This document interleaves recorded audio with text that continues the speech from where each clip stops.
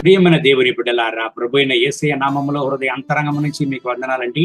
కీర్తనలు 102:17 వాక్యాన్ని చదువుకుని ఈ రోజు కొరకు మనము ప్రార్థన చేద్దాం.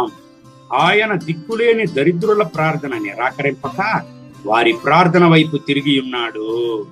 దిక్కులేని వారి యొక్క ప్రార్థనను నిరాకరించే దేవుడు కాదు మన దేవుడు.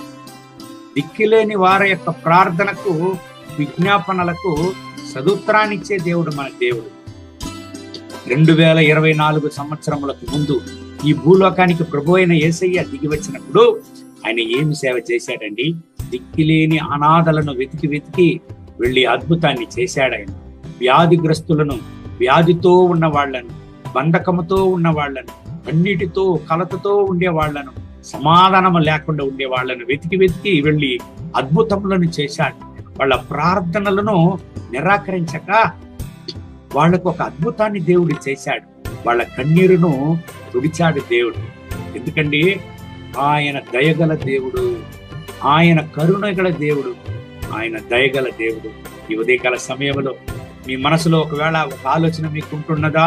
అయ్యో, దిక్కులేని వ్యక్తిని నేను, నాకని ఎవరు లేదే, అందరూ నాకు ఉన్నట్టే ఉన్నారు, కానీ నన్ను విచారించి, నా హృదయంలో ఉండేటువంటి కార్యములను విచారించి నన్ను ధైర్యపరచడానికి గాని, నాకు ఆలోచనలు చెప్పడానికి గాని ఎవరు లేరే అని మీరు ఒకవేళ బాధపడుతున్నారా?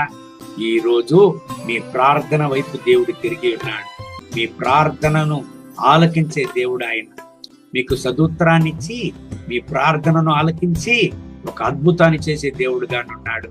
ధైర్యంగా నుండి దేవుని బిడ్డలారా, ఈ దేవుని వాక్యాన్ని బట్టి దేవుడు మిమ్మల్ని ఆశీర్వదించి ఈ రోజంతా నడుపును దాకా కళ్ళు మూసి ప్రార్థన చేద్దామండి.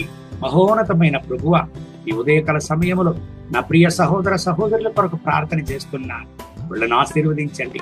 అయినా నేను ఒంటరిని, నాకని ఎవరు లేదే, అయ్యో నేను దిక్కులేని వ్యక్తిగానున్నాను, నన్ను విచారించడానికి ఎవరూ లేదు అని ఏడ్చేటువంటి ప్రతి ఒక్క బిడ్డను కూడా ముట్టండి.